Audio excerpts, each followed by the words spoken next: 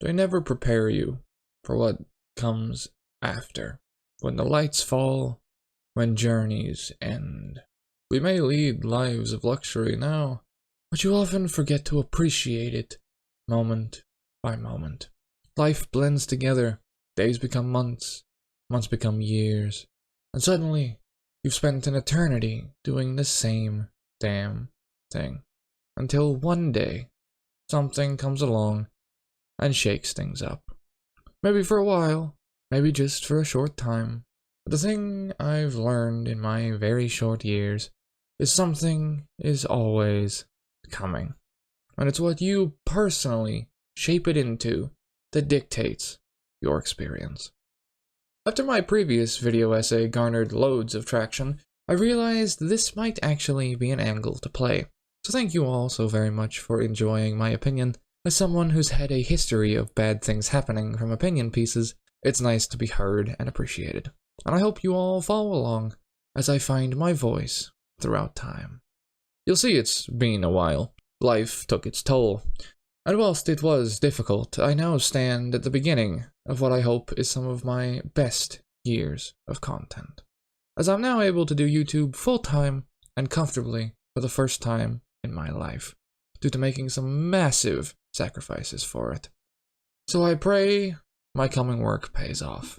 Now, enough about me. I have a topic I'd like to speak to you about today.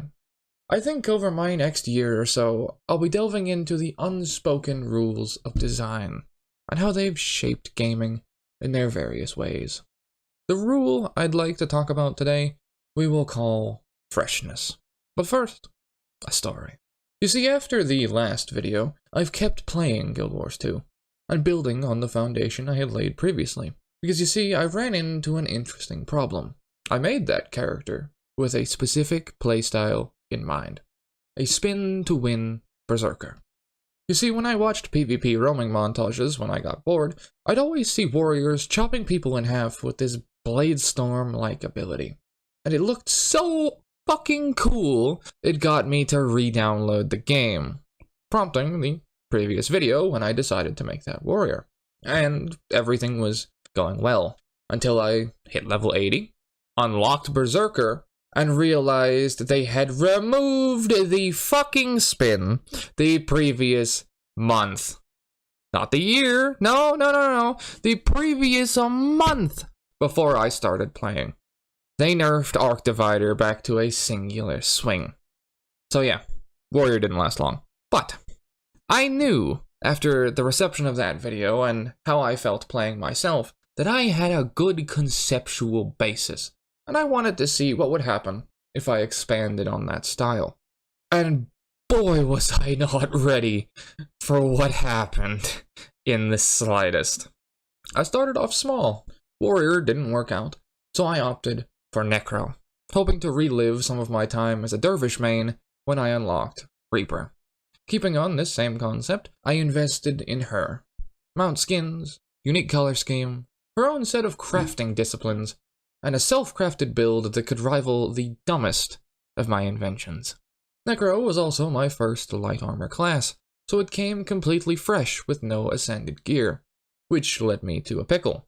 I wanted to main Necromancer, but I couldn't do my daily routine on it. That's when I realized I could make my warrior my permanent Fractals character, as she had the gear set up to run them front and center, and I could take my Necro out into the open world. Or so I thought. Because then we got hit with the Halloween event.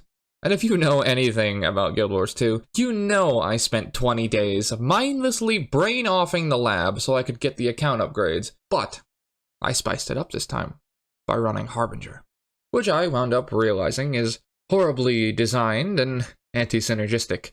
So I'm going to do a video at some point where I redesign it to be much cooler thematically. So stay tuned for that. During this time of labbing on my Harbinger, I also completed the Bifrost, a legendary staff in Guild Wars 2, in 3 days. Yeah, there's gonna be a video on that too, don't worry. I did all of this whilst moving our entire setup multiple provinces in the background. It's been a rough month. But what perplexed me was that during all this farming, the brain off, I was never bored. Even though I was running in circles, I chose to do it with Harbinger this time, since the pistol shot bounced, and I thought that was the coolest shit ever.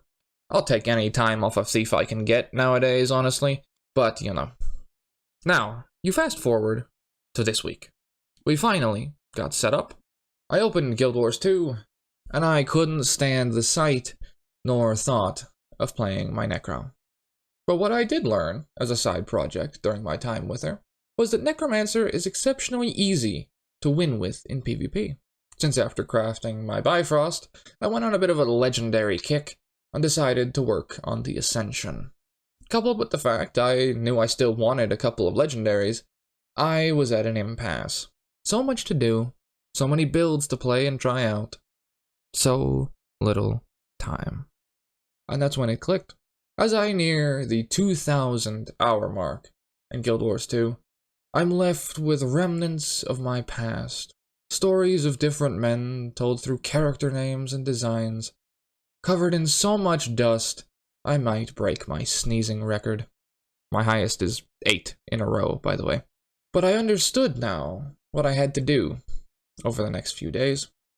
I spent countless hours reviving the ashes of my past, and dusting off old souls, redesigning, recreating, and rebuilding in the image of a future of my true choosing. Characters I thought would do great things now lie in place, waiting for execution. And my 8-year-old characters see new life so that they may reach their 10 years and reward me in kind. Freshness. Found in Guild Wars 2 by dedication. My thief, who crafted my incinerator after 2 years, once a dead and dormant storage character, now roams world versus world with a self-crafted sword-dagger staff setup, slaying all in her path towards my gift of battle. My warrior lies dedicated to Fractals of the Mists, as Axe Berserker absolutely pumps out damage. And whilst it isn't Bladestorm, I'll take Cyclone Axe. And my Necromancer lies dedicated to open world. At least, that was my original plan, until what spurred me to make this video happened. I got fucking bored again, okay? Like, I got fucking bored, right? I had run 20 days of lab with this fucking pistol. What did I expect? Like, the Bifrost is cool as shit, but it only changes my staff auto attacks. I would have at least hoped it'd make a rainbow explosion on the marks, or like drop a rainbow meteor shower on Elementalist, but no. After all was said and done, I was still bored with the character I was going to 100% the map with. And we can't really have that, can we? Until I logged onto my final character. My 6-year-old ranger. My main of many years. That I finally gave up playing because some cunt on the design team decided I got Mace this year. Not rifle, not pistol, no, we're not a range class, but we'll give it to Guardian and fucking Mesmer. No, I'm not salty. I'm not salty. But you see, when you look at design as a whole, you realize how much is copied in gaming nowadays. Feature for feature, pound for pound, every game tries to have something for everyone, which normally winds up being quite shit. But in this case, I hit the jackpot. Since I've recently gotten heavily into Pokemon Go and catching just about everything I can, the realization that Ranger World Completion is just Pokemon Go with violence makes things get a whole lot more interesting. Couple that with wanting to go for the fishing achievements like a true old man, and every single map gets so much more depth. But do you want to know the wildest part? It took me about an hour to switch everything from my Necromancer to my Ranger. I made one of the best transmogs I think I've ever made, and with that, Guild Wars 2 was fresh all over again. New builds, new pets, new adventures, new stories, all revitalized at the hands of one decision. Since nearly everything in Guild Wars 2 is account bound, you can swap mains at the drop of a hat. But what was I to do with the Necromancer, who I had invested in and developed? Well, she now spends her days claiming souls in search of ascension. And my final character? Just a simple bank tune who stood the test of time, that I gave a fresh look to decorate my character screen, and whose inventory I, partially attempted to clean. Thanks to Guild Wars 2's account-based system, having a character for each mode grants you a plethora of new capabilities.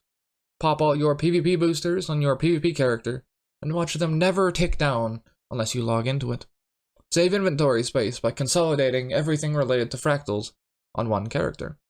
Don't feel like inventory management? That's okay. We world versus world today. Up for a bit of collection and adventure? Ranger it is. Couple this with each character getting 2 equipment templates, letting you simultaneously run multiple builds, and getting bored gets difficult. Nowadays, I look forward to my character selection screen, as after a lot of love and care, I now wield 5 different characters, with 5 different purposes, for 5 different modes, with 5 different custom identities, and 5 different pasts, working together towards one collective future. But don't worry, I still haven't killed Zhaitan.